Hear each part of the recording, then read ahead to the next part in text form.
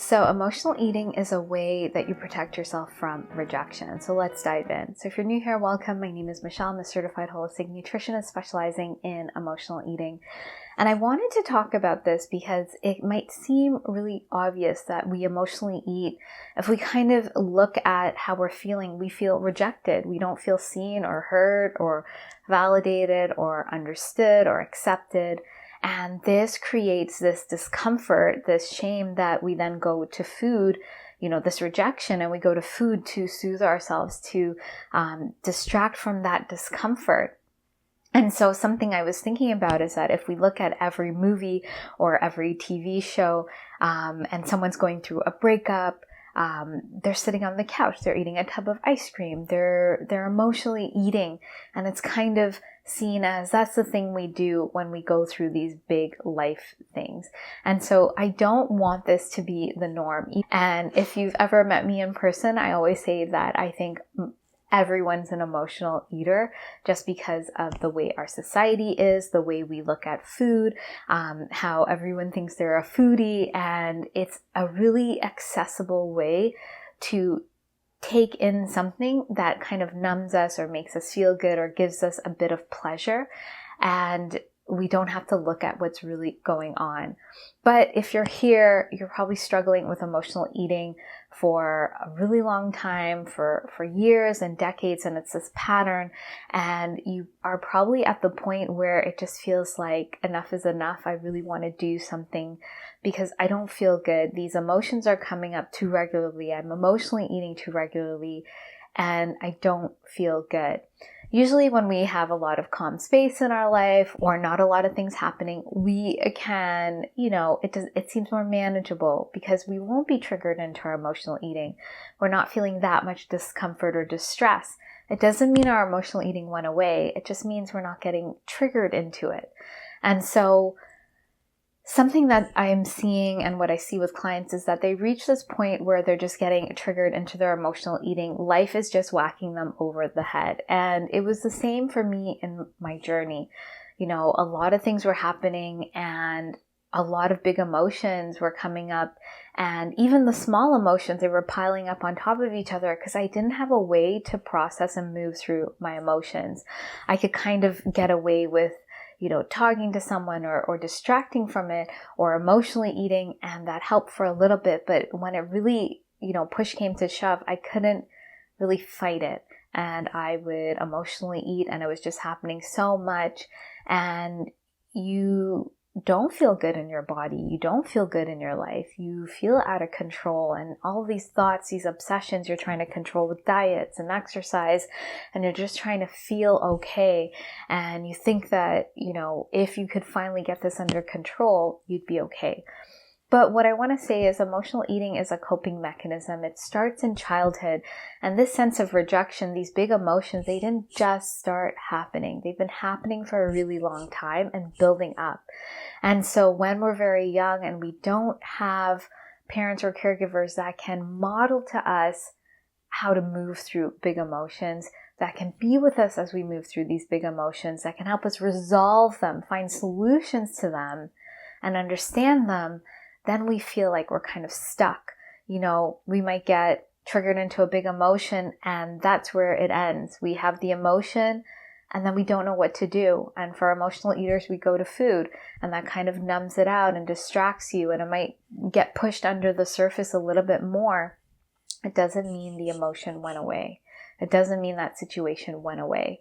It's still there, and it's going to get triggered, and it's going to become more and more difficult to do the old things you did to get the results you want, to feel temporarily okay. So sometimes I see with clients, they can willpower, they can diet, they can exercise, they can do this. Maybe they go to therapy weekly and it helps them, but it still feels like they haven't moved. They haven't really gotten through this obsessive way of being with food or this compulsive way of going to food when life is not going the way they want it to go.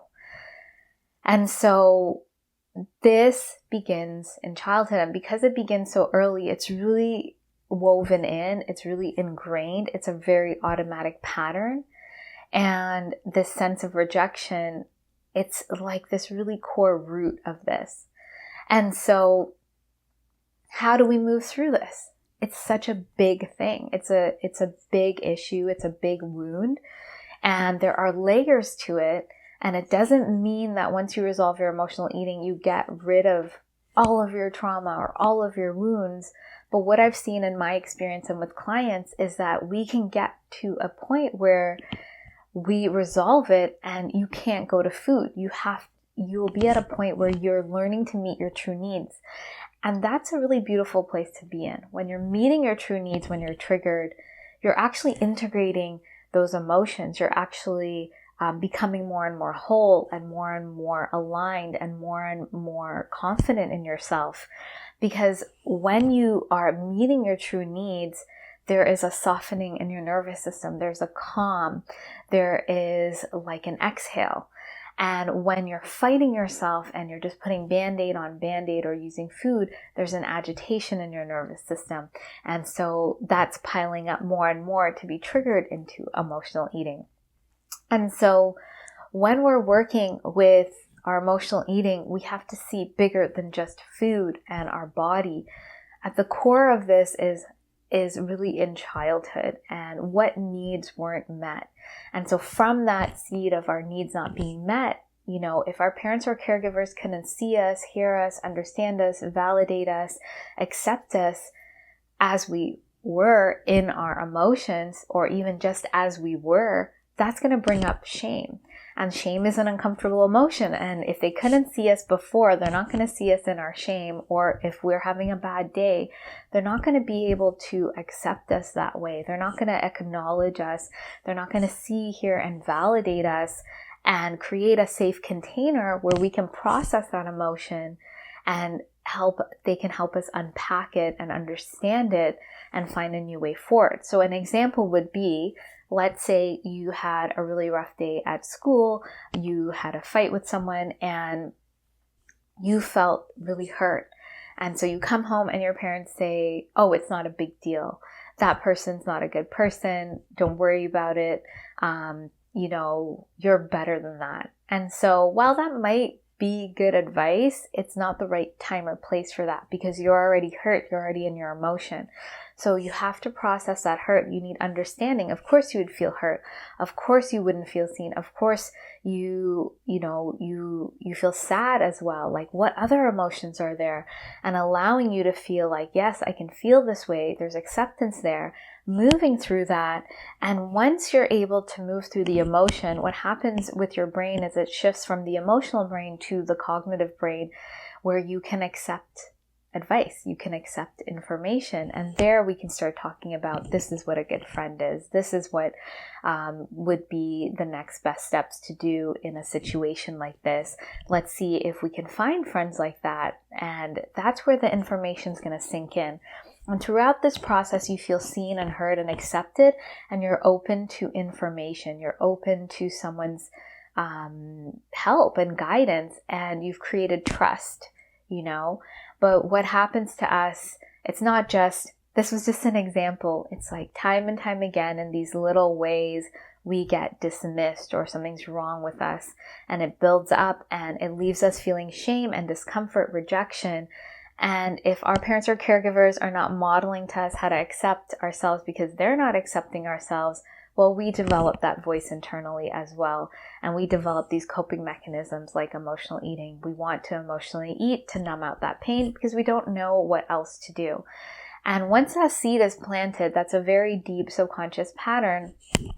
And, then we're trying to control food because all we see on the surface is that we're out of control with food. All we see on the surface is we're out of control with our body.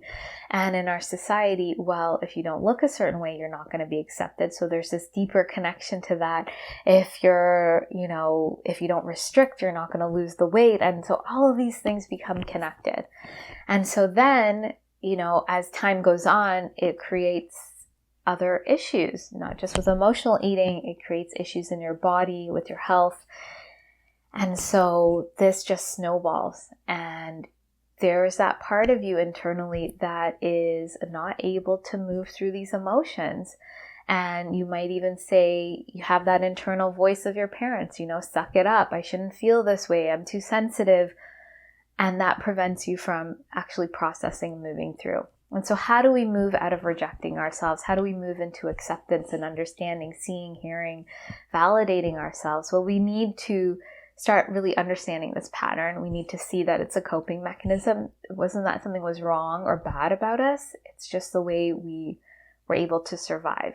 And from there, we need to see, and the way, I teach to clients and the process we move through in the Emotional Eating Evolution program is really around 3 key areas. We have to rebuild our relationship to food, our body, and our emotions, and remove whatever layers of trauma there are with it. So those deeper patterns, shame that we feel about ourselves, we have to work through that. So we need to work through our connection to food, our body, and our emotions, because now food is part of the puzzle.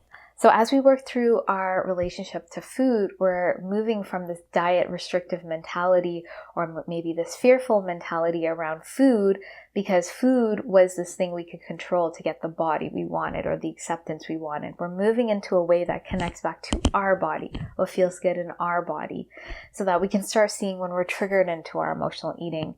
This means that we are honoring our hunger, our satisfaction with meals. We are making sure we're digesting well, which optimizes our mood, which can be a trigger to emotional eating. We're also connecting back to our body. So we're needing to connect back physically to our body. What movements feel good? How much sleep do we need? But this connection with our body is also about learning to remove our worth from our body. What does our body need? We need to understand it. And so when we're able to understand our body, there's less shame around it, which usually it's shame that triggers our emotional eating. And there are layers there. And then, of course, with emotions, we're learning to be with them and process them in a trauma-informed way in the body, so that we are learning how to create that safe container that we needed to accept ourselves, accept our emotions, and move through them, process them, and find resolution, so that we know our next best steps or actions for it. Our emotions give us information about our life. So that person, let's say if we go back to the example of the child and we felt hurt, well, that hurt and sadness is telling us that person might not be the best person for us. Or when we're calmer, we can evaluate, maybe that was 1 out of 100 times that person did that, and maybe we have a conversation with them. Or maybe that person has a pattern of always being mean, so that's not the right person to be a friend. So that's where we get to resolution. We start looking at, does this work for us? What's my next best step? After we meet our emotional needs, there might be action steps like that about people in our lives, or next steps that we need to take. And this is how we start understanding and accepting ourselves. Here we're accepting our emotions, we're accepting our body, we're accepting our need for food and our connection to it. And as we accept ourselves and accept what we individually need and desire and need to feel good on this deeper level, we're going to see ourselves and understand ourselves, attune to ourselves. We're meeting our needs on multiple levels. And that's what shifts us from feeling rejection. And then we also have the tools for when those emotions come up, what to do. And so this is a process. It is a multi-layered process, because emotional eating is multi-layered. There's not only what you have to do in terms of action steps, but in terms of the way you look at things and the deeper trauma work. We need to look at all of those layers around food, our body, and our emotions. And so this might seem like, how do I actually start doing this? So there are tangible steps. And so when I'm working with clients, the first step I always give to them is to start learning to discern truth from emotional hunger, which helps us catch their triggers. And so if you want to get started on that, I have a free guide. And so that guide is going to help you start accessing this pattern. But if you want to dive deeper, you want to actually resolve this pattern at the root, you want the support and the guidance, then you can find out more about the Emotional Eating Evolution program. This is my 12-week container with the step-by-step methodology, with the weekly support and guidance, with the in-depth tools to help you resolve your emotional eating from the root so that you can feel ease and confidence around food and in your body and in your life in a sustainable way. So the links for both of those are below.